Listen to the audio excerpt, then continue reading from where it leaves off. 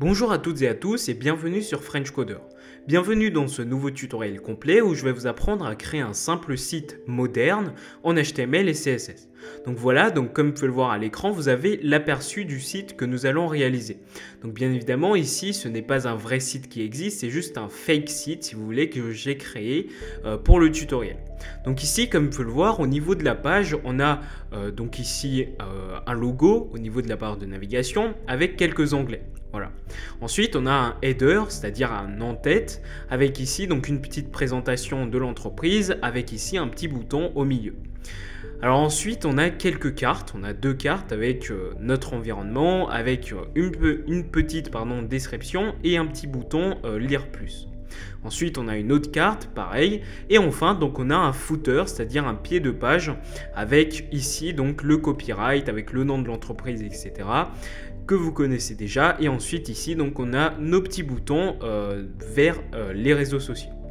Donc voilà ce qu'on va réaliser au cours de ce tutoriel. Donc ici, bien évidemment, si je me place au format mobile, ici, comme vous pouvez le voir, notre page s'adapte correctement. Alors ici, si je me place en format tablette, par exemple, comme vous pouvez le voir, tout fonctionne à merveille. Et quand je redimensionne ma page, ici, comme vous pouvez le voir, nos éléments s'adaptent correctement à notre taille d'écran. C'est parfait. Donc avant de commencer le tutoriel, je vous invite à vous abonner à mon compte Instagram French Coder si ce n'est pas déjà fait, où je publie donc régulièrement des astuces, des conseils et des tutoriels à propos du développement web. Donc ici, j'ai déjà quelques publications que vous pourrez aimer, donc on en a 122 déjà. Donc quotidiennement également en story, je vous partage des quiz, des idées de projets, etc. D'accord? Donc vous pouvez aller faire un tour sur cette page Instagram si vous voulez avoir plus de contenu. Donc ici également j'ai un site internet si vous voulez en savoir plus avec à l'intérieur donc des e-books et des formations. Donc c'est à vous de voir. Ok, donc on peut tout de suite commencer le tutoriel. Donc on va venir donc dans notre éditeur de code. Donc j'utilise un éditeur en ligne. Alors je peux retirer tout le code que j'ai déjà écrit. Voilà, comme ceci, on va partir de zéro. Alors donc dans votre fichier index.html, donc vous allez créer un dossier et à l'intérieur vous allez mettre un fichier index.html et style.css pour votre fichier HTML et votre fichier CSS. Et ensuite, qu'est-ce que je disais? Eh bien à l'intérieur de votre fichier index.html, eh bien vous allez juste créer votre template, c'est-à-dire votre code structure de base de votre code HTML. Donc ici, normalement, vous avez le doctype HTML. Ici, au niveau de HTML langue, je vais mettre FR pour français. Ensuite, vous avez votre balise head. Donc normalement, tout ça, vous devrez connaître si vous avez vos bases en HTML. Ici, au niveau du meta-charset UTF-8, ça nous permet d'utiliser nos caractères spéciaux. Ensuite, au niveau du meta name viewport, etc., c'est tout simplement du code qui va nous permettre d'adapter notre page au format mobile. Ici, on a un méta HTTP et blablabla qui gère la compatibilité sur Internet Explorer et Edge. Et ensuite, ici, au niveau du title, eh bien, ça sera le titre de votre page. Donc ici, par exemple, je vais mettre tutoriel site web simple et moderne. Voilà, simple et moderne, comme ceci. Ok, ensuite vous avez bien évidemment votre corps de page, c'est-à-dire votre balise body et à l'intérieur donc vous allez pouvoir mettre tout le code, tous les éléments qui se situent au niveau de votre page. Ok, donc c'est à l'intérieur qu'on va écrire notre code. Pour l'instant, eh bien je vais laisser vide. Alors au niveau du fichier style.css, pour l'instant vous n'avez rien. D'accord, donc ici vous avez créé un fichier index.html et style.css juste à côté. Dans le fichier style.css, comme je vous l'ai dit, il n'y a encore rien. Sauf qu'en fait, maintenant, il faut lier ce fichier CSS à notre fichier HTML, d'accord? Donc pour cela, eh bien, il vous faut créer la balise link, voilà. Link rel, un attribut rel, stylesheet, href et à l'intérieur, donc normalement vous connaissez, vous mettez l'emplacement de votre fichier style.css. Vu que mon fichier style.css se trouve à côté de mon fichier index.html, donc ici j'écris juste style.css sans spécifier d'emplacement de dossier, sous-dossier, etc. Ok, ensuite, maintenant on va pouvoir nous occuper de notre vrai code HTML, enfin notre structure, nos éléments de base en fait qui se trouvent au niveau de notre fichier HTML. Eh bien, qu'est-ce qu'on va faire? Eh bien, tout simplement, on va venir, pourquoi pas, donc créer notre barre de navigation. d'accord? Alors ici, je vais fermer cette page et je vais plutôt me rendre au niveau du code CodePen, où se situe donc tout le code du projet final, c'est-à-dire tout le code que j'ai déjà écrit au préalable avant de faire le tuto. Bien évidemment, ce code se trouve en dessous de la description, d'accord? Dans la description plutôt, en dessous de la vidéo, d'accord? Donc vous cliquez sur le lien CodePen dans la description et vous allez tomber sur cette page. Ici, vous aurez votre code HTML et CSS. Ok, donc comme je vous ai dit, on va nous occuper de notre barre de navigation. Donc pour cela, eh bien, on va créer une nouvelle balise qu'on appelle nav en HTML. Et cette balise nav va tout simplement correspondre à la barre de navigation. D'accord ? Ok, dans cette barre de navigation, qu'est-ce qu'on va faire? Eh bien, tout simplement, on va créer une div, d'accord, qu'on va appeler logo, d'accord? Donc, div, classe, logo, d'accord? N'oubliez surtout pas de refermer vos balises à chaque fois. Ensuite, qu'est-ce qu'on va pouvoir faire? Eh bien, tout simplement, on va mettre un lien au niveau de cette div logo. Alors, qu'est-ce qu'une div pour ceux qui auraient oublié? Donc, c'est tout simplement une boîte, d'accord? C'est une boîte en HTML qui va pouvoir stocker des éléments, d'accord? Donc, à l'intérieur d'une div, on peut mettre des éléments HTML. On peut regrouper, si vous voulez, plusieurs éléments. Et notamment, ici, dans notre div de classe logo, de nom logo, si vous voulez, eh bien, on va mettre notre logo. On va juste mettre un lien, donc a href, et à l'intérieur, on va mettre une icône, d'accord? Puisqu'ici, rappelez-vous, dans notre projet final, on a bien une icône avant le texte, d'accord? Mais sauf que cette icône, elle provient pas directement de base d'HTML, d'accord? Il faut utiliser une bibliothèque CSS, enfin pas trop CSS, mais une bibliothèque externe qui s'appelle FontAwesome, qui nous permet tout simplement d'utiliser les icônes de notre page. Donc pour cela, vous allez sur Google, hein, très simple, vous tapez FontAwesome, voilà, FontAwesome. FontAwesome sans CDN, pardon. Donc vous tapez FontAwesome, vous allez sur Google, voilà. Vous cliquez sur le premier lien et vous allez tomber sur cette page, d'accord? Donc ici, vous allez avoir le site de FontAwesome. Vous cliquez sur Start for Free, d'accord? Et ensuite, ici, il va vous proposer de télécharger la bibliothèque. Sauf que moi, j'ai pas trop envie de télécharger la bibliothèque pour éviter de me retrouver avec plein de fichiers CSS, d'accord? Donc, ce qu'il suffit de faire, ce que vous pouvez faire, au lieu de télécharger tous les fichiers de la bibliothèque, vous pouvez tout simplement utiliser un lien link qui vous permet tout simplement d'accéder à tous les fichiers, de la bibliothèque sans pour autant la télécharger, d'accord? Donc pour cela, vous tapez FontAwesome CDN dans Google, d'accord? CDN sans le E. Voilà, CDN. Ok, donc ici vous avez un premier lien, vous cliquez dessus. Ok, et ici comme vous pouvez le voir, vous avez plein de petits liens en fait qui vont vous permettre d'accéder à tout le code CSS. Donc ici notamment vous avez le premier lien ici qui redirige vers un fichier all.min.css. Et bien c'est ce fichier CSS qui nous intéresse, simplement parce qu'on souhaite absolument prendre toutes les icônes de notre bibliothèque. D'accord? Donc on va copier le lien. Donc ici vous cliquez juste sur la petite balise ici. Ensuite on retourne dans notre projet. Alors dans notre projet ici. Et en dessous de notre importation de notre fichier CSS, on colle ce qu'il a copié. D'accord? Donc ici il a en fait copié une balise link et dans le href il a spécifié le lien vers la bibliothèque. Donc une fois que vous avez fait ça, normalement vous pourrez tout simplement utiliser les icônes de FontAwesome. Donc par exemple ici, je vais dans le site FontAwesome, je clique sur Icons, voilà, et ici, moi je vais sélectionner une icône présente, donc voilà, donc ça c'est l'icône que j'ai utilisée pour le projet, je clique dessus, voilà, comme ceci. Et ensuite, tout simplement, ici, il me génère du code HTML. Je copie le code HTML, je reviens dans mon projet, d'accord? Et ensuite, au niveau du lien, je vais coller tout simplement cette balise i, d'accord? Cette balise qu'il a copiée. Et comme vous pouvez le voir ici, tout simplement, dans votre page, ici, vous allez tout simplement avoir une icône. Bien évidemment, si vous enlevez l'importation de votre bibliothèque, ici l'icône va disparaître. Pourquoi? Parce que, encore une fois, cette balise i avec la classe blablabla, eh bien tout simplement, elle n'existe pas de base dans HTML, d'accord? Donc il faut importer la bibliothèque CSS FontAwesome. Ok, donc ça c'était juste des petits détails. Ok, ensuite on va mettre tout simplement le nom de notre site. Donc par exemple ici, Alors, je sais plus comment je l'ai appelé un Gesio, d'accord? Donc, je copie et je colle. Comme ceci.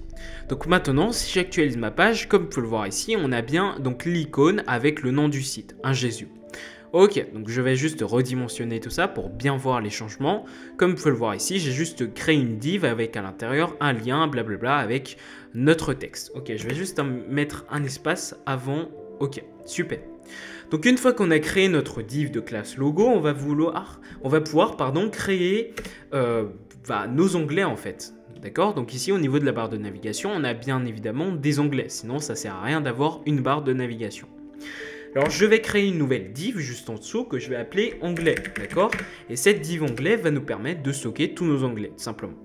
On va créer plusieurs liens. Donc ici, on va créer un premier lien, un autre lien ici et ainsi qu'un autre lien. D'accord? On va créer 3 liens. Donc le premier lien, ça sera pourquoi pas accueil. Le second lien, ça sera service. Et le troisième lien, ça sera tout simplement contact, pourquoi pas. Alors dans nos href ici, si vous voulez rediriger vers d'autres pages, vous pouvez bien sûr mettre par exemple accueil.html. Dans les services, vous pouvez mettre service.html, etc. Mais vu qu'ici, on ne va pas créer d'autres pages, eh bien, on va laisser vide. Ok, c'est parfait. Donc comme vous pouvez le voir ici, on a déjà donc nos 3 liens qui s'affichent correctement. Super, déjà là, on a terminé avec notre barre de navigation. Maintenant, ce qu'on va pouvoir faire, c'est de nous occuper de notre header. Notre header qui, rappelez-vous, correspond à ça. Donc ici, on a notre petite présentation avec notre bouton au milieu. Donc pour cela, eh bien, on va créer donc header, une balise header en HTML qui nous permet de créer un header, un en-tête. Et ensuite, à l'intérieur, on va mettre un titre principal, une balise H de level 1. Et on va mettre, par exemple, bienvenue chez vous. Alors bien sûr, ici, vous allez pouvoir personnaliser tout ça en mettant votre propre texte. Ensuite, qu'est-ce qu'on va faire? Eh bien, tout simplement, on va mettre un autre titre, mais cette fois-ci, un titre plus petit, donc H3. Et qu'est-ce qu'on va pouvoir faire? Eh bien, on va mettre... Donc, je vais pas m'embêter à tout recopier, je vais juste copier-coller notre texte de base. C'est parfait, donc comme vous pouvez le voir ici, on a bien notre titre et notre sous-titre. Super. Alors, je vais juste revenir juste ici. OK. Ensuite, comme vous pouvez le voir dans notre projet final, vous avez un bouton en Savoir Plus. Donc, on va pouvoir créer ce bouton-là grâce à la balise Button et on va écrire en Savoir Plus. Comme ceci. OK, comme vous pouvez le voir ici, on a bien notre bouton. Alors, je vais juste ouvrir la page dans un nouvel onglet. Voilà, comme ça, comme vous pouvez le voir, on a bien tout qui s'affiche correctement. Ok, on a terminé avec notre balise header et maintenant, on va pouvoir s'occuper de notre section ici. C'est une section en fait qui va venir stocker toutes nos cartes. Donc nos 2 cartes ici, notre environnement, nos services. Ok, donc comme vous pouvez le voir ici, on a bien 2 cartes qui se trouvent dans une même section. Eh bien, on va pouvoir revenir de notre code et on va créer justement cette balise section. Voilà, et on va l'appeler, donc on va mettre une classe. Voilà, et on va l'appeler carte, comme ceci. Ok, donc c'est une section qui va venir stocker toutes nos cartes. Donc ensuite, qu'est-ce qu'on va faire? Eh bien, on va créer une nouvelle div à l'intérieur qu'on va appeler carte, d'accord? Puisque, comme vous pouvez le voir ici, on a, en fait, pour chaque carte, chaque carte se ressemble, en fait. Ils ont les mêmes styles, d'accord? Eh bien, pourquoi pas, je vous propose de créer une div, d'accord, pour chaque carte. Et on va lui donner, en fait, pour chaque div, on va leur donner une même classe. Comme ça, dans notre fichier CSS, on va pouvoir tout simplement appeler une seule classe, donc la même classe qui va appartenir à chaque div. Et donc, sur cette classe, on va pouvoir appliquer certains styles pour que, en fait, pour toutes les divs qui possèdent cette classe, eh bien, il y aura les mêmes changements, d'accord? Les mêmes styles seront appliqués, d'accord? Donc ici, je vous propose de créer une div, d'accord, qu'on va appeler carte, voilà, sans S cette fois-ci, puisque c'est une seule carte. Et ensuite, on va créer une autre div qu'on va appeler carte également, d'accord? Et comme je vous l'ai dit, dans notre fichier CSS, on va juste appeler carte. Et ensuite, tout simplement, quand on va appliquer certains styles, ça va s'appliquer sur toutes nos cartes. Ok. Donc ici, dans la première carte, qu'est-ce qu'on va faire? Eh bien, tout simplement, on va mettre un titre principal déjà. Donc ici, H1. Et je vais juste copier le texte qui se trouve ici et je vais le coller juste ici. Ok. Ensuite, on va mettre une ligne de séparation. Donc pour mettre cette ligne de séparation qui se trouve ici, eh bien c'est très simple, il y a une balise en HTML qui s'appelle HR. Donc vous mettez juste HR comme ceci. Donc c'est une balise qui s'auto-ouvre et s'auto-ferme, voilà. Et ici, comme vous pouvez le voir, on a bien la ligne qui s'applique. Ok, ensuite on va pouvoir mettre un paragraphe à l'intérieur pour la description de notre carte. Donc ici vous mettez la balise P, voilà. Et ensuite, moi je vais juste copier ce que j'ai écrit ici. Super. Voilà, comme ceci, je vais juste enlever les espaces, je vais revenir au niveau de mon code, ok. Et comme vous pouvez le voir ici, vous avez bien votre titre avec votre description et la ligne de séparation. Et enfin, qu'est-ce qu'on a? Eh bien ici, comme vous pouvez le voir, vous avez votre bouton, enfin c'est pas un bouton, mais c'est plutôt un lien. Vous avez un lien lire plus. Donc ici, vous allez mettre un A, href, comme d'habitude, et ensuite vous allez écrire lire plus comme ceci. Donc si vous actualisez votre page, vous avez bien votre lien qui s'affiche. Ok, eh bien qu'est-ce qu'on va faire pour la deuxième carte? Eh bien pareil, on va juste copier-coller tout le code qu'on a mis dans la première carte et on va le coller au niveau de la deuxième carte, tout simplement. Alors je vais juste mettre un espace juste en dessous et ensuite il suffit plus que de modifier le texte. Donc ici, je vais mettre nos services à la place de notre environnement, comme ceci. Alors, qu'est-ce que j'ai foutu? Voilà, comme ceci. Ensuite, au niveau du paragraphe, qu'est-ce que je mets? Eh bien, je mets juste le truc que j'ai mis ici. Voilà, comme ceci. Donc, si j'actualise, comme vous pouvez le voir, au niveau de notre page, on a bien donc ici du texte, nos deux cartes en fait. On a le titre avec la description et le petit bouton. Ok, c'est parfait. Donc on a terminé avec notre section, comme vous pouvez le voir c'est hyper rapide en HTML, c'est juste le fait de structurer notre page, mais après on va venir styliser notre page en CSS et là ça va être un peu plus long et plus compliqué. Mais ne vous inquiétez pas, ça va être facile si j'explique absolument correctement. Ok, ensuite qu'est-ce qu'on va pouvoir faire? Eh bien on va mettre un pied de page. Pourquoi? Parce que comme vous pouvez le voir ici, au niveau de notre page, au niveau de notre projet final, on a bien un pied de page, on a bien un footer ici, avec le copyright, le nom de l'entreprise, etc. Avec nos 4 petits boutons qui redirigent vers... qui redirigent vers rien du tout, puisque je n'ai pas mis de lien. Mais ici, bien sûr, vous allez pouvoir rediriger ces petites icônes vers vos réseaux sociaux. Ok, donc on va revenir ici. Alors d'ailleurs ici ça ne s'actualise pas, donc je vais actualiser. Et donc on va revenir au niveau de notre code. Super. Et donc vous allez créer votre balise footer, donc qui correspond au pied de page en HTML. Et à l'intérieur, qu'est-ce que vous allez faire? Eh bien ici, comme vous pouvez le voir, en fait, dans notre projet final, on a une partie à gauche et on a une partie à droite. Notre partie à droite stocke nos réseaux sociaux. Et notre partie à gauche stocke ce petit texte-là, d'accord? Donc eh bien, on va faire tout cela, on va créer une div qu'on va appeler gauche, comme ceci pour la partie à gauche. Et on va créer en dessous une div qu'on va appeler droite pour notre partie à droite. Donc dans la div gauche, qu'est-ce qu'on va venir faire? Eh bien tout simplement, on va mettre ce texte-là, d'accord? Donc je vais copier le texte ci-dessous, comme ceci. Donc je copie et je colle le texte. Alors ici, on a un petit symbole copyright qui s'affiche correctement au niveau de notre page. Mais bien sûr, pour mieux mettre ce symbole-là, eh bien ce que je vous conseille de faire, c'est de mettre ce symbole qui se trouve au niveau de votre touche 1, normalement. Et ensuite, vous mettez copie et vous refermez, d'accord? Donc vous mettez point virgule. Et maintenant, si vous actualisez, comme vous pouvez le voir ici, vous avez le même symbole, mais écrit en HTML. Donc ici, on a bien copie. Ok, super.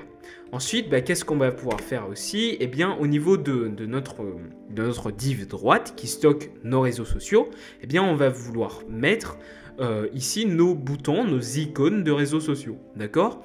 Donc pour cela, vous allez dans Font Awesome. Alors déjà, on va créer quelques paragraphes, comme ceci, on va en créer 4. Pourquoi pas? 1, 2, 3 et 4. Voilà. Ok, c'est parfait. Et ensuite, à l'intérieur de chaque paragraphe, on va pouvoir mettre des icônes. Alors, on va venir sur Font Awesome, d'accord? Et ensuite, par exemple, vous allez chercher l'icône d'Instagram, d'accord? Donc, vous cherchez Instagram. Ensuite, alors c'est un peu lent, excusez-moi. Donc ici, vous allez sélectionner votre icône. bam, vous copiez le code généré et ensuite vous revenez au niveau de votre projet. Et si vous actualisez votre page, donc vous collez, vous actualisez votre page, vous avez bel et bien l'icône d'Instagram qui apparaît. Alors je vais faire la même chose pour toutes les autres icônes. Donc pour éviter de perdre trop de temps, je vais juste copier le code HTML dans le projet final. Donc ici, le code de chaque icône. Voilà, comme ceci. Je reviens dans mon projet, dans mon code, donc je copie et je colle, et comme vous pouvez le voir ici, vous avez bien toutes les icônes qui apparaissent. C'est parfait, et comme vous pouvez le voir maintenant, si j'actualise ma page, ici on a bien la structure de notre page HTML qui s'affiche correctement. Comme vous pouvez le voir ici, vous avez bien tous les éléments qui sont au niveau de votre projet final, d'accord, de notre projet final. Donc ici, on a bien le header, la barre de navigation, les cartes et le footer, d'accord? Maintenant, ce qu'il nous reste à faire, c'est de styliser tout ça au niveau de notre fichier CSS. Donc c'est ce qu'on va venir faire tout de suite. On va venir nous rendre dans notre fichier style.css et on va commencer par écrire du code CSS, tout simplement. Alors, premièrement, qu'est-ce qu'on va venir faire? Eh bien, tout simplement, on va s'occuper de notre balise parente, de notre balise principale, c'est-à-dire notre balise body, notre balise body qui est en fait notre corps de page, d'accord? C'est cette balise qui stocke en fait tous nos éléments de notre page. Eh bien, on va venir déclarer notre sélecteur body comme ceci. Et ensuite, qu'est-ce qu'on va venir faire? Déjà, on va enlever les marges intérieures. Donc pour cela, vous mettez padding 0, voilà, comme ceci. Ok. Ensuite, ce que vous allez pouvoir faire, c'est tout simplement donc de mettre en fait des marges en fait qui s'appliquent ici et ici, d'accord? En fait, ce qu'on va pouvoir faire, c'est tout simplement de mettre, si vous voulez, nos éléments au milieu, vers le milieu de notre page. Donc pour cela, eh bien, qu'est-ce qu'on va pouvoir faire? Eh bien, on va mettre une position absolute comme ceci, et ensuite on va pouvoir mettre un left de 10%, d'accord? Un left de 10% pour mettre une marge de 10% en fait avant nos éléments, d'accord? Donc si j'actualise ma page ici, comme vous pouvez le voir, nos éléments en fait commencent à se placer à partir de 10% vers le bord gauche de notre page, d'accord? Ensuite, qu'est-ce qu'on va pouvoir faire? On va mettre pareil un right de 10%, comme ceci. Donc si vous actualisez votre page, vous avez bel et bien des marges à gauche et des marges à droite. Donc si vous actualisez votre page ici, comme vous pouvez le voir, vous avez une marge de la même taille à gauche et à droite. Super. Ensuite, qu'est-ce qu'on va pouvoir faire? Eh bien, par exemple, on va pouvoir modifier la police de notre page, d'accord? Donc puisqu'ici, vous êtes bien d'accord avec moi, c'est assez dégueu d'avoir une police comme ça par défaut. Alors pour cela, eh bien, je vous propose d'utiliser la bibliothèque de police Google Fonts. D'accord? C'est une bibliothèque proposée par Google qui nous propose tout simplement plusieurs polices assez sympathiques. D'accord? Donc vous allez sur Google Fonts et vous allez taper par exemple la police Railway. D'accord? Donc vous tapez Railway, vous cliquez sur le premier. Donc ça, c'est la police que j'utilise dans le projet. Et ensuite, par exemple, eh bien, on va pouvoir sélectionner, par exemple, ce style-là. D'accord? Ok, donc je ferme ça. Et ensuite, pourquoi pas, le Regular 400. D'accord? Donc je sélectionne également le Regular 400. Et ensuite, vous cliquez sur le petit bouton qui se trouve à côté de Download Family. Donc vous cliquez dessus. Et ici, comme vous pouvez le voir, eh bien, il vous propose de mettre un lien en HTML ou bien d'importer directement du code CSS.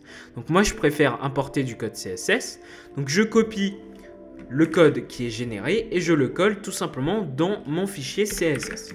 Juste en dessous. Au-dessus, pardon. Donc maintenant, si j'actualise ma page, bien évidemment, rien ne se passe. Mais maintenant, une fois qu'on a importé notre police Railway, eh bien, on va pouvoir prendre le code ici, Font Family Railway, on le copie. Et au niveau de notre balise body, notre sélecteur body plutôt, eh bien, si on colle ça et que maintenant on actualise notre page, comme vous pouvez le voir ici, notre police a changé et est devenue Railway, d'accord? Sauf qu'ici, si vous enlevez cette importation, comme vous pouvez le voir, la police ne s'applique pas, d'accord? Par contre, ici, bien évidemment, il faut toujours importer votre police. Ok, donc une fois qu'on a terminé avec notre sélecteur body, on va pouvoir nous occuper tout simplement de notre barre de navigation qui se trouve ici. Donc pour cela, eh bien, on va déclarer notre sélecteur nav, ici qui correspond à la balise nav en HTML. Et donc ici, qu'est-ce qu'on va venir faire? Eh bien, tout simplement, pourquoi pas mettre une margin top de 10 pixels. Pourquoi? Parce qu'ici, je considère que c'est un peu trop collé au niveau du haut de notre page, d'accord? Donc là, si j'actualise ma page, comme vous pouvez le voir ici, on a bien donc une marge de 10 pixels au-dessus de notre barre de navigation qui éloigne cette dernière de notre bordure haute de notre body. Ok, ensuite, qu'est-ce qu'on va pouvoir faire? Eh bien, on va pouvoir aligner le logo avec nos onglets. Donc pour cela, il vous suffit d'utiliser la propriété Display Flex qui provient tout simplement des Flexbox en HTML, en CSS pardon. Donc ici, comme vous pouvez le voir, nos éléments sont alignés. Pourquoi? Parce que dans notre fichier index.html, ici, on avait bien une div logo et une div onglet, d'accord? Donc lui, displayFlex, qu'est-ce qu'il a fait? Eh bien, tout simplement, il a aligné notre div logo et notre div onglet. Ok. Ensuite, sauf qu'ici, si je redimensionne ma page, eh bien, comme vous pouvez le voir ici, même s'il n'y a plus de place, eh bien, il cherche tout le temps à aligner nos éléments. Donc, pour éviter cet effet, eh bien, on va pouvoir ajouter un flex wrap à wrap comme ceci. Donc, si vous actualisez votre page, bien évidemment, ici, rien ne se passe. Mais maintenant, si je redimensionne et que nos éléments ne s'alignent plus, ne peuvent plus s'aligner, en fait, eh bien, ils passent à la ligne, tout simplement. Donc, ce flex wrap là nous permet tout simplement de passer à la ligne lorsque nos éléments ne peuvent plus s'aligner. Ok, ensuite, qu'est-ce qu'on va pouvoir faire? Alors, je vais juste redimensionner notre page.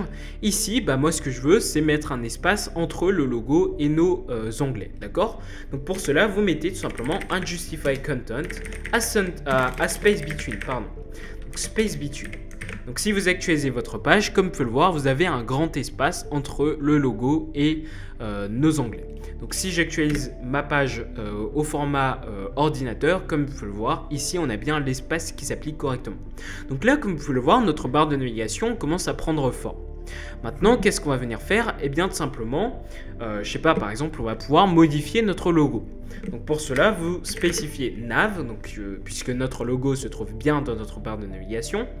Et ensuite, qu'est-ce qu'on va pouvoir faire? Eh bien, notre logo, donc notre lien ici, en fait, où est-ce qu'il se trouve? Il se trouve dans notre div logo, d'accord? Et ensuite, ici, on va spécifier tout simplement notre lien, c'est-à-dire notre balise A, ici. Donc, rappelez-vous, ici, on a une balise A qui se trouve à l'intérieur de notre div logo, qui se trouve à l'intérieur de notre barre de navigation.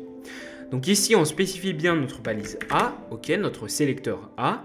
Et ensuite, qu'est-ce qu'on va venir faire? Eh bien, tout simplement, on va par exemple enlever donc, le petit soulignement qui se trouve en dessous de notre texte, de notre lien. Donc pour cela, vous mettez text decoration à none, tout simplement. Donc si vous actualisez votre page ici, comme vous pouvez le voir, le soulignement a disparu.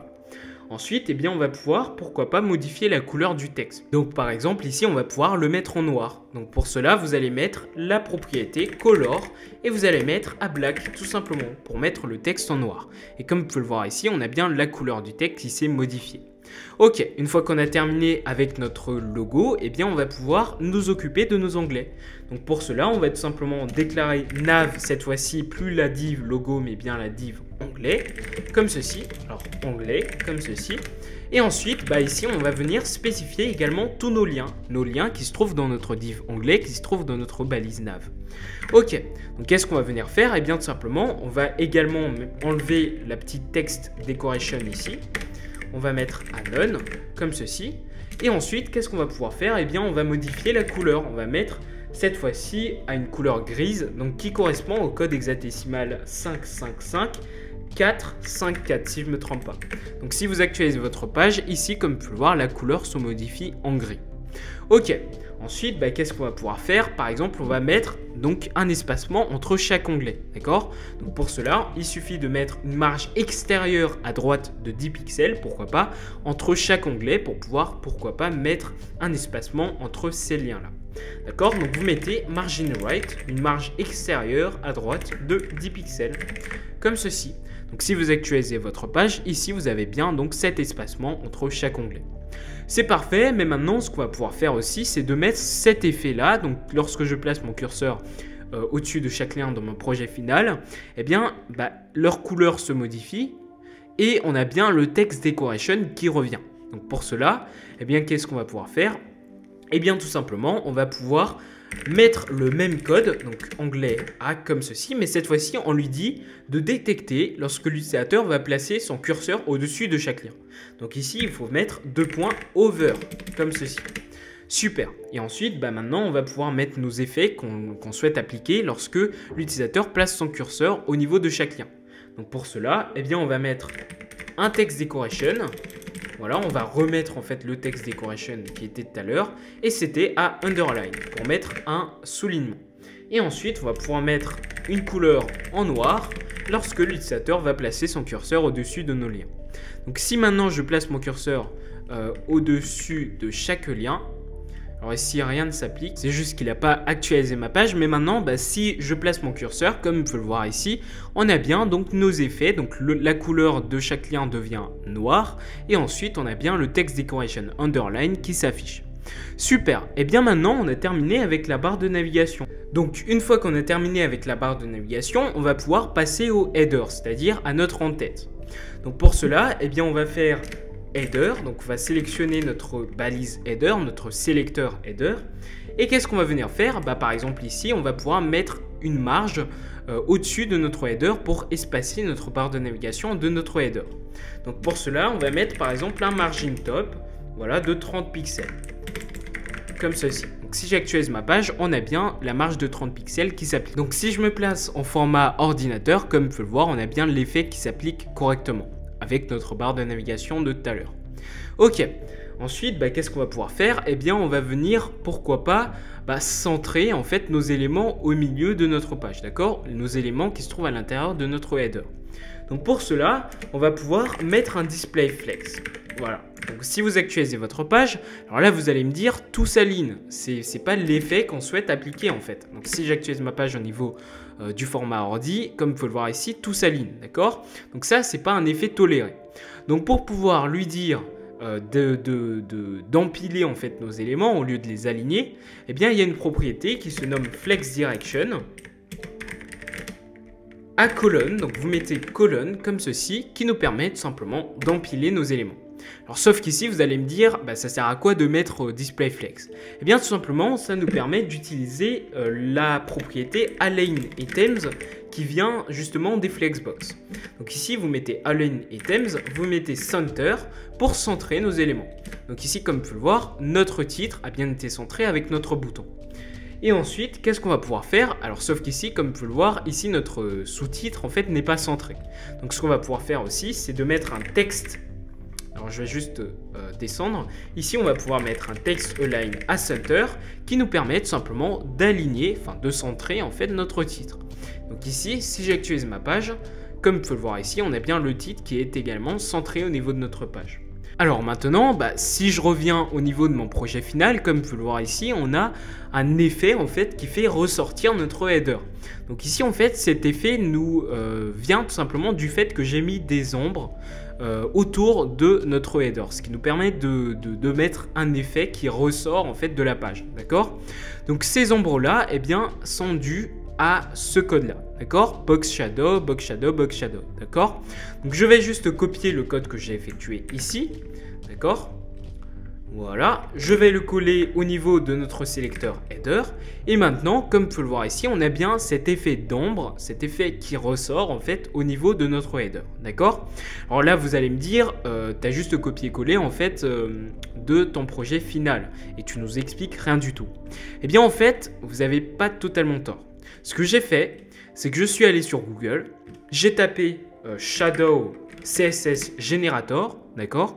Donc vous cliquez sur le premier lien, voilà. Et ici, en fait, ce site-là va tout simplement vous permettre de générer des ombres pour vos éléments, d'accord? Donc ici, vous allez pouvoir régler l'axe horizontal. Ici, vous allez pouvoir régler l'axe vertical. Vous allez pouvoir régler le blur radius, c'est-à-dire la propagation. Ici, le spread radius, voilà, donc l'intensité de propagation.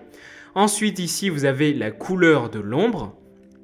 Voilà, vous pouvez modifier comme vous le souhaitez. Et ensuite, ici, vous avez l'opacité de l'ombre. D'accord? Donc, vous pouvez régler comme vous voulez.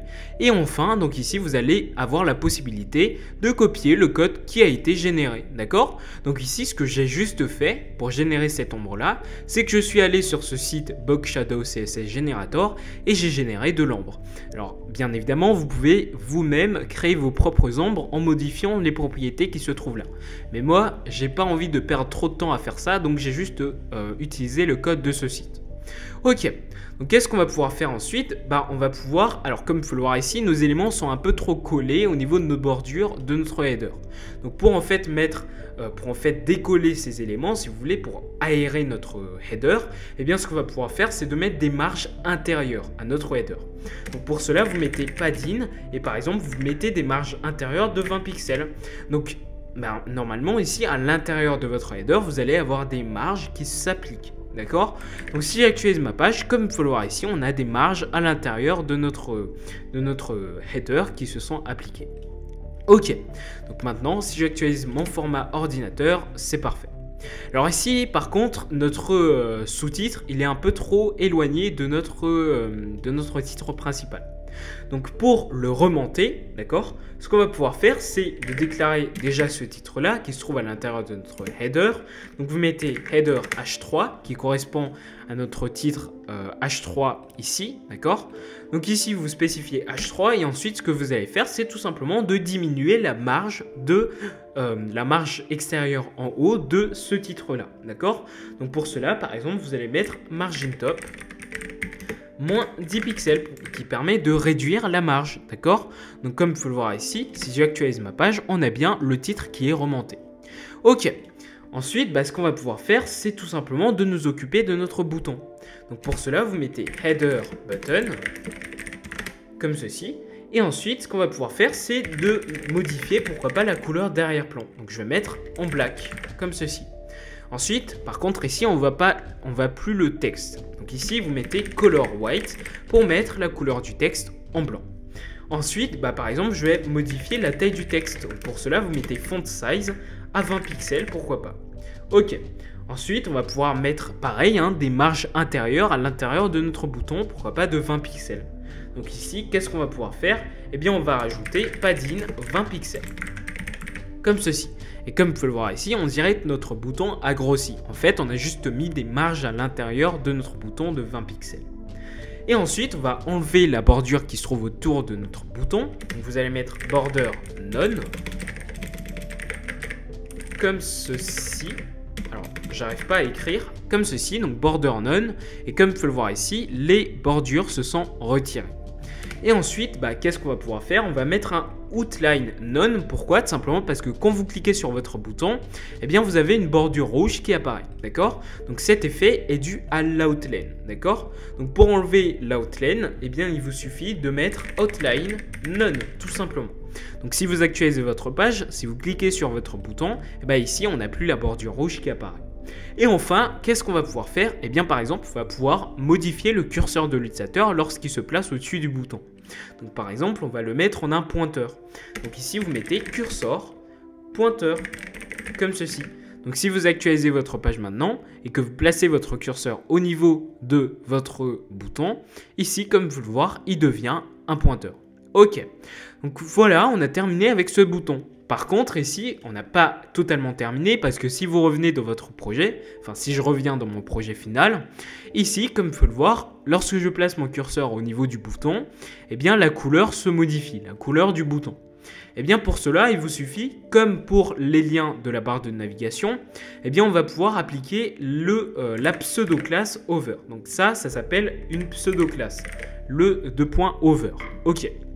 Et ensuite, qu'est-ce qu'on va pouvoir faire? Eh bien, tout simplement, on va pouvoir, lorsque l'utilisateur va placer son curseur au-dessus du bouton, on va mettre la couleur d'arrière-plan en blanc, donc ici white, et ensuite, pourquoi pas, non, pas en blanc, parce que sinon on va plus voir la couleur d'arrière-plan, mais plutôt, pourquoi pas, en gris. Donc par exemple, je vais mettre une couleur RGB, du code RGB à 218, 218, 218, comme ceci. Donc ici, au niveau de la couleur du texte, je vais mettre du noir et ensuite, tout ça, on peut virer. Ok, donc si j'actualise ma page maintenant et que je place mon curseur au niveau du bouton, comme vous pouvez le voir, on a bien cet effet qui s'applique correctement. Super, donc là, comme vous pouvez le voir, on a bien notre page qui commence à prendre forme. Maintenant, on va pouvoir donc ici nous occuper de notre section qui stocke toutes les cartes. Et donc, rappelez-vous, cette section, elle avait comme classe carte, donc carte au pluriel avec un S, d'accord? Donc ici, si je reviens dans mon code index.html, ici, comme vous pouvez le voir, on a bien la section de classe carte qui stocke en fait nos deux cartes. D'accord? Donc pour cela, eh bien, on va venir tout simplement déclarer notre section carte avec le point carte comme ceci, puisque c'est une classe. Et qu'est-ce qu'on va pouvoir faire? Eh bien, tout simplement, par exemple, eh bien, je vais tout simplement mettre déjà une marge en haut de 80 pixels, pourquoi pas, afin d'espacer donc notre header de notre section. Donc pour cela, vous mettez margin top de 80 pixels, comme ceci. Et comme vous pouvez le voir ici, on a bien donc une marge qui s'applique. Ensuite, qu'est-ce qu'on va pouvoir faire? Eh bien, on va, pourquoi pas, donc centrer ces cartes au milieu de notre page, d'accord? Pourquoi? Parce qu'ici, dans mon projet final, comme vous pouvez le voir, nos cartes sont centrées au niveau de notre page, d'accord? Donc pour cela, eh bien, je vais tout simplement mettre, comme d'habitude, display flex. Mais vu que je ne veux pas aligner, si je fais ça, j'aligne en fait nos cartes. Mais vu que je ne souhaite pas aligner nos cartes, eh bien, je mets un flex direction à column, comme ceci. Donc si j'actualise, comme vous pouvez le voir, eh bien, on a le même effet tout à l'heure, d'accord? Et ensuite, qu'est-ce qu'on va pouvoir faire? Eh bien, on va mettre un align items, comme ceci, à center pour aligner nos éléments. Alors ici, bien évidemment, si vous actualisez votre page, rien ne se passe, même au format ordinateur. Pourquoi? Parce qu'ici, à part que la section c'est juste un peu décalé, mais ici, si vous actualisez votre page, on ne voit pas trop que nos cartes sont centrées au niveau de notre page. Pourquoi?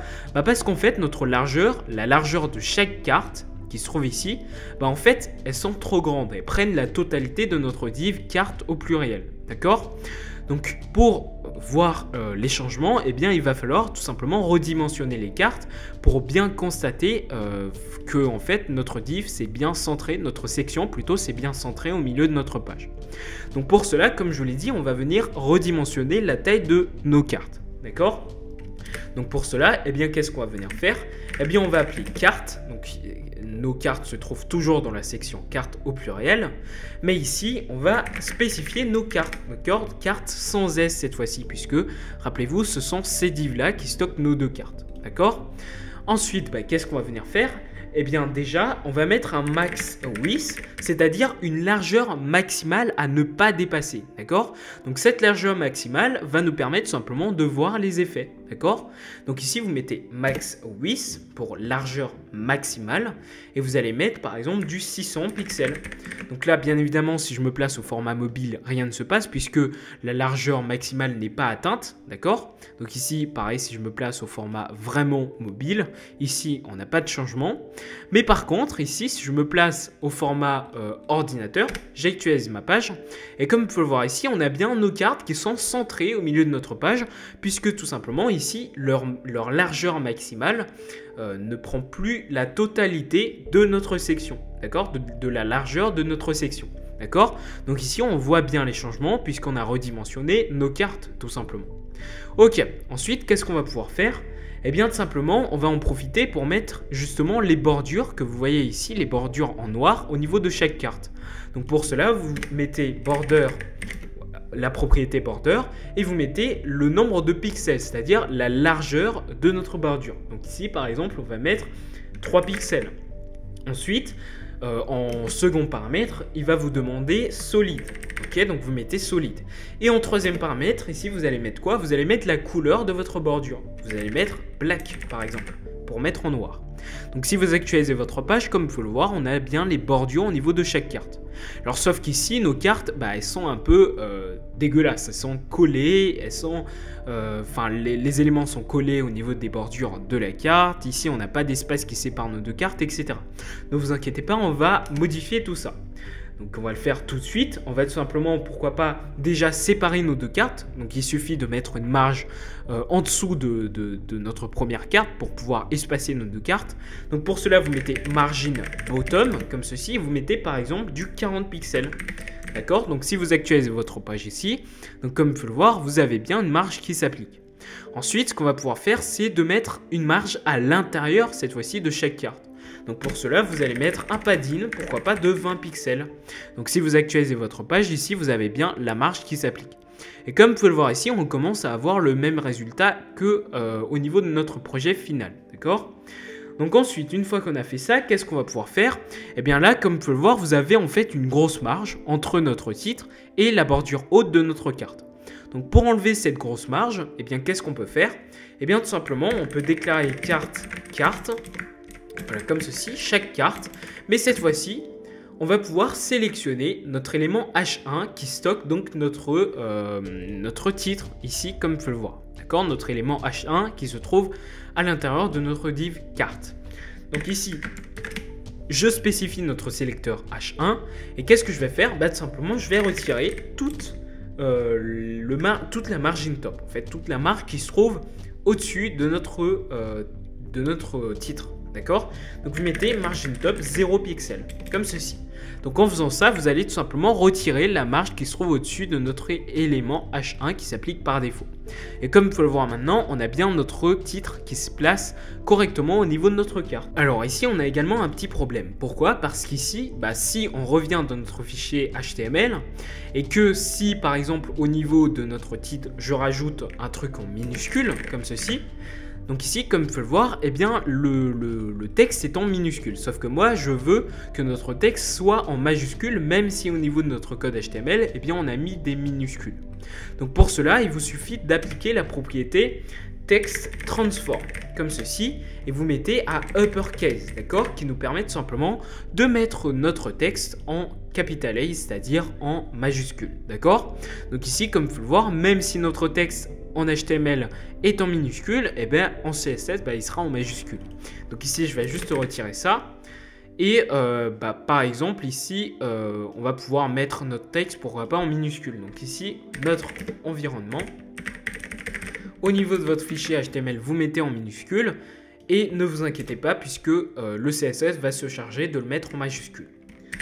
Comme ceci. Super, donc là comme vous pouvez le voir, rien n'a changé. Pourquoi? Parce que c'est toujours des majuscules avec cette propriété text transform uppercase. Super, maintenant ce qu'on va pouvoir faire, c'est de nous occuper de notre lien. Donc là il n'y a pas beaucoup de choses à faire, il suffit juste d'enlever la text decoration et de modifier la couleur et pourquoi pas mettre le texte en gras. Donc c'est ce qu'on va venir faire tout de suite. On va déclarer carte, mais cette fois-ci au lieu de H1 on déclare nos liens, c'est-à-dire la balise A. Et qu'est-ce qu'on va venir faire? Eh bien tout simplement, comme je vous l'ai dit, on va enlever la text decoration, on met à none, comme ceci, pour enlever le soulignement. Et ensuite, qu'est-ce qu'on va faire? On va mettre la couleur black, comme ceci, pour mettre en noir. Et ensuite, on va mettre du gras. Donc vous mettez font weight à bold, comme ceci. Donc si vous actualisez votre page, comme vous le voyez ici, on a bien donc notre lien qui s'affiche correctement. Donc maintenant, si je me place au format ordinateur, comme vous pouvez le voir, on a bien donc nos cartes qui s'affichent correctement comme dans notre projet final. Donc, comme vous pouvez le voir, on a terminé avec cette section. Maintenant, ce qu'on va pouvoir faire, eh bien, c'est de nous occuper de la dernière partie, c'est-à-dire de notre footer. Alors vous allez voir que ce n'est pas vraiment la dernière partie qu'on va réaliser dans ce chapitre CSS. Pourquoi? Puisque on va devoir par la suite gérer les tailles d'écran, d'accord? Donc pour l'instant, on va s'occuper de notre footer. Alors pour cela, eh bien, on va tout simplement déclarer notre sélecteur footer qui correspond tout simplement à la balise footer qui se trouve au niveau de notre code HTML. Donc vous déclarez votre footer comme ceci. Et qu'est-ce qu'on va venir faire? Eh bien tout simplement, pourquoi pas, on va modifier déjà la couleur d'arrière-plan. Donc pour cela, on va mettre pourquoi pas un background color à black comme ceci. Et vu qu'on ne voit plus le texte, on va pouvoir mettre une color à white comme ceci. Super. Et ensuite, qu'est-ce qu'on va venir faire? Eh bien, tout simplement, on va mettre, comme d'habitude, des marges à l'intérieur de 20 pixels. Donc, padding de 20 pixels, comme ceci. Donc, si j'actualise, comme vous pouvez le voir, on a bien les effets qui s'appliquent. Ensuite, eh bien, on va pouvoir aligner nos éléments, c'est-à-dire aligner ce texte-là, donc la div gauche, ici, de notre code HTML, avec la div droite qui stocke toutes nos icônes. Donc, pour cela, eh bien, il vous suffit de mettre cette fameuse propriété displayFlex qui nous permet d'aligner nos éléments. Alors ici, pareil, lorsque notre taille d'écran ne le permet pas, eh bien, il va tout le temps chercher à aligner nos éléments. Alors ici, pour éviter cela, eh bien, ce qu'on va pouvoir faire, c'est tout simplement de mettre la propriété FlexWrap à wrap, tout simplement. Donc si vous actualisez votre page et que maintenant, si la dimension de notre écran, la résolution de notre écran ne le permet pas, eh bien, il ne va plus chercher à aligner nos éléments, il va les empiler. Ok, donc on a terminé avec la balise footer, le sélecteur footer. Et maintenant, qu'est-ce qu'on va faire? Eh bien, on va s'occuper de la partie droite de notre footer, c'est-à-dire nos icônes, d'accord? Puisque au niveau de la partie gauche, il n'y a rien à faire, d'accord? C'est déjà nickel. Donc, on va s'occuper de notre div droite, comme ceci. Et donc, qu'est-ce qu'on va faire? Eh bien, ce qu'on va tout simplement faire, c'est d'aligner toutes nos icônes. Donc, on met ce fameux display flex. Ok. Ensuite, qu'est-ce qu'on va pouvoir faire? Eh bien, tout simplement ici, vous allez mettre footer, droite, mais cette fois-ci, vous allez spécifier toutes vos icônes, c'est-à-dire nos paragraphes. Notre balise P, enfin toutes nos balises P, en fait, qui stockent toutes les icônes. Et qu'est-ce qu'on va faire au niveau de ces balises P? Eh bien, tout simplement, on va pouvoir déjà remonter, en fait, nos éléments. Donc ici, si je redimensionne et que je me place par exemple au format tablette, eh bien ici, comme vous pouvez le voir, on a en fait, nos icônes en fait, ils se placent pas au même niveau en fait que notre texte qui se trouve à gauche, d'accord? Donc pour placer le texte au même niveau, il suffit tout simplement de diminuer la marge qui se trouve au-dessus, d'accord? Donc pour cela, il vous suffit de mettre margin top 0 pixels. Comme pour notre balise H1 qui se trouvait au niveau de nos cartes, d'accord? Donc comme vous pouvez le voir ici, maintenant, nos éléments, donc nos icônes, se trouvent au même niveau que notre texte. Et ensuite, qu'est-ce qu'on va pouvoir faire? Alors ici, comme vous pouvez le voir, on n'a pas de marge qui sépare notre texte de nos icônes. Donc ici, il suffit, au niveau de notre sélecteur footer, il suffit de rajouter un justify content à space between, comme pour notre barre de navigation. Donc ici, space between, si vous actualisez, comme vous pouvez le voir, vous avez une marge qui sépare notre texte de nos icônes. Donc on y est presque. Donc qu'est-ce qu'on va venir faire maintenant? Eh bien tout simplement, on va séparer nos icônes, d'accord? Puisque là, ils sont un peu trop collés. Donc pour cela, il suffit de mettre, pour chaque icône, pour chaque paragraphe, on va mettre une margin right, c'est-à-dire une marge à l'extérieur, à droite de chaque élément, de pourquoi pas 10 pixels. Donc ici, comme vous pouvez le voir, on a bien espacé chaque icône. Donc ensuite, ce qu'il nous reste à faire, c'est pourquoi pas de mettre un curseur à pointeur pour mettre cet effet de lien. Donc si ici vous placez votre curseur au niveau de chaque icône, et bien normalement il devient un pointeur, comme vous pouvez le voir ici. Donc si je me place au format ordinateur, voilà comme ceci, donc j'actualise ma page. Alors ça prend un peu de temps, voilà, donc comme vous pouvez le voir ici, eh bien on a bien notre page qui s'affiche correctement. On a bien notre footer également qui s'affiche correctement avec nos liens, avec nos icônes. Donc ici bien sûr au niveau de vos liens, donc ici vous allez pouvoir mettre des balises à href pour pointer par exemple vers vos réseaux sociaux. Alors ici on n'a pas totalement terminé, pourquoi? Tout simplement parce que si vous vous placez au format mobile, voilà comme ceci, vous vous placez au format mobile. Et comme vous pouvez le voir, en fait, alors c'est juste un petit détail, mais c'est déjà ça à régler. Donc ici, c'est important de le régler, pardon. Donc ici, en fait, comme vous pouvez le voir, quand je me place au format mobile, au niveau de la barre de navigation, en fait, on a nos onglets qui sont un peu trop entassés, en fait, ils sont collés, on va dire, à notre logo. Donc nous, ce qu'on veut faire, c'est pourquoi pas appliquer une petite marge qui sépare, en fait, ce logo des onglets. Donc pour cela, eh bien, en fait, vous avez les Media Queries en CSS qui vous permet d'écrire du code qui va tout simplement s'affecter lorsque le format, s'appliquer, pardon, lorsque le format est adapté, d'accord? Donc par exemple ici, je vais vous donner un exemple. Vous mettez media screen and entre parenthèses max width comme ceci 2.640 pixels, comme ceci. Et bien ce code, qu'est-ce qu'il nous permet de faire? Il nous permet d'appliquer des propriétés CSS uniquement à la page, d'accord? Donc à notre page uniquement si la résolution est inférieur ou égal à 640 pixels. Ça permet tout simplement d'appliquer des styles CSS en fonction tout simplement de la résolution d'écran de l'utilisateur.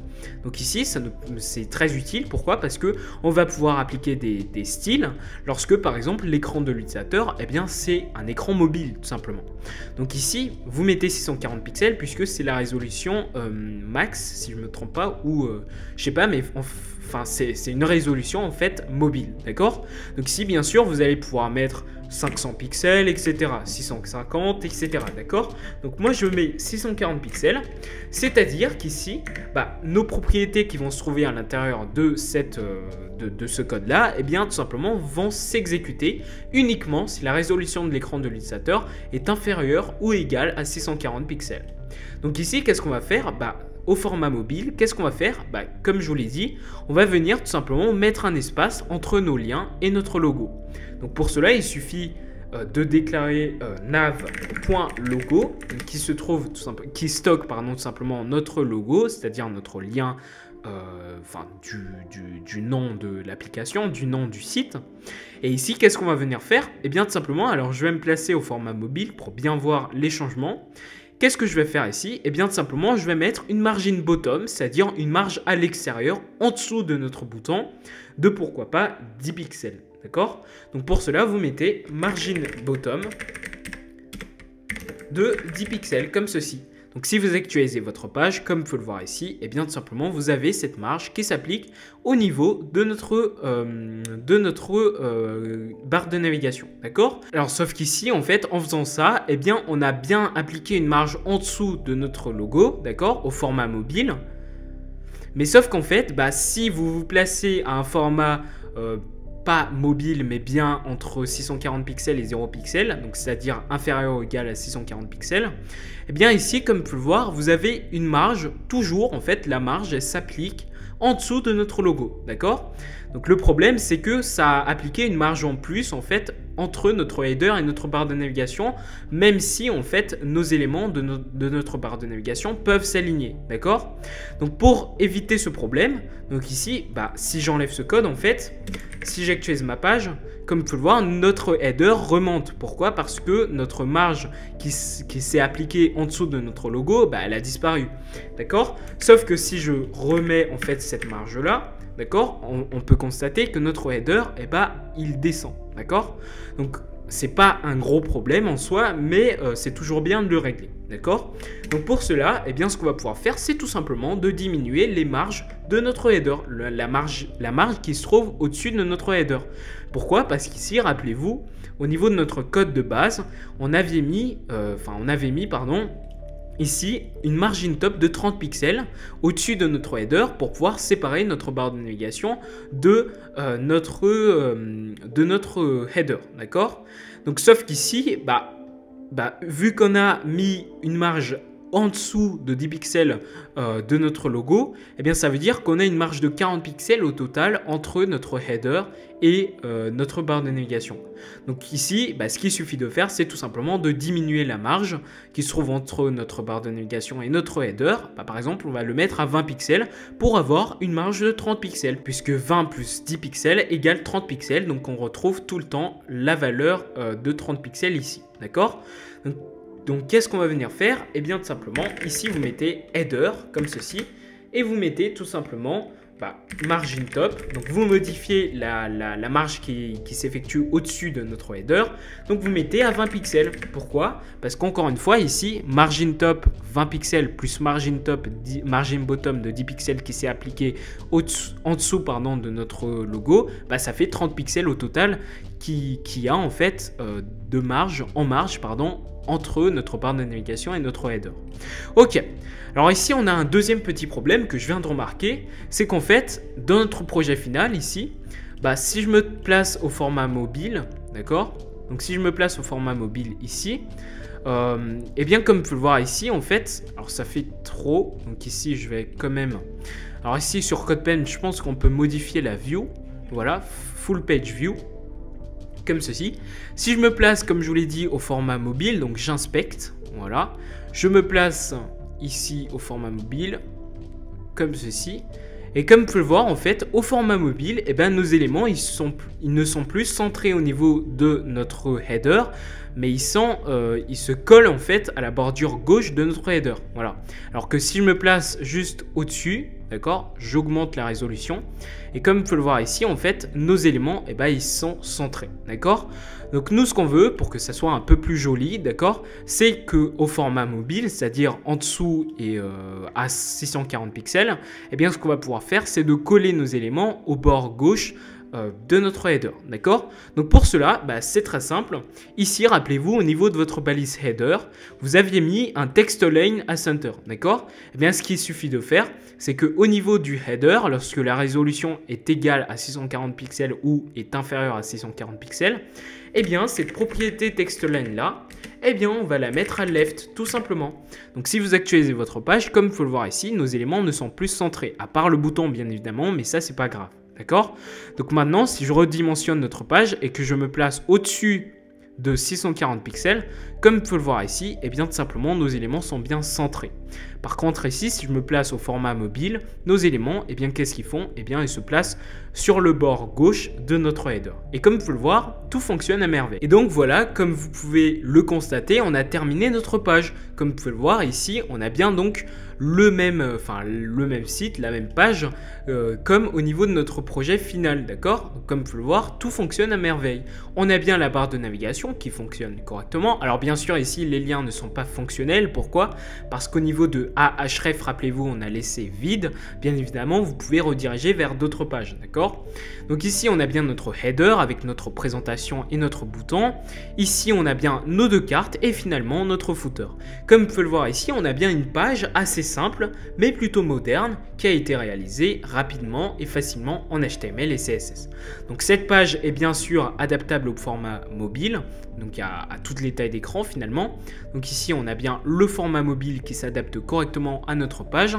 Et comme vous pouvez le voir, notre page plutôt qui s'adapte correctement au format mobile, pas le format mobile qui s'adapte à notre page. Et comme vous pouvez le voir, notre page est terminée. Et donc, encore une fois, je vous invite à vous abonner à mon compte Instagram FrenchCoder si ce n'est pas déjà fait, où donc je publie régulièrement et hebdomadairement des tutoriels, des astuces et des conseils à propos du développement web. Et dans les IGTV, je poste également des petites astuces, etc. Et en story, eh bien, je vous partage des quiz quotidiens, des idées de projets, etc. Et donc voilà, c'était FrenchCoder et moi je vous dis à la prochaine.